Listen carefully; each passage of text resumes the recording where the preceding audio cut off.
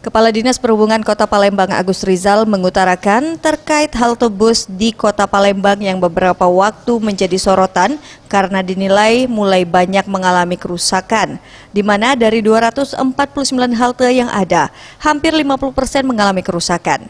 Di tahun 2020, pihak pemerintah Kota Palembang berencana membangun 6 halte lagi dengan 3 halte transit dan 3 halte biasa.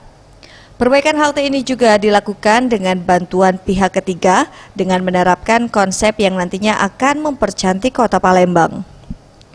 Perbaikan halte ini sendiri akan dilakukan dalam waktu dekat dan pihak pemerintah kota akan terus membuka pintu kerjasama bagi pihak ketiga yang berminat membantu dalam perbaikan halte yang ada di Palembang.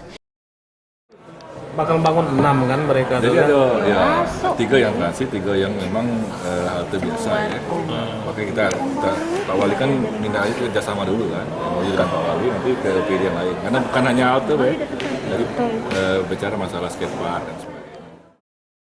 Tim Liputan Sriwijaya TV.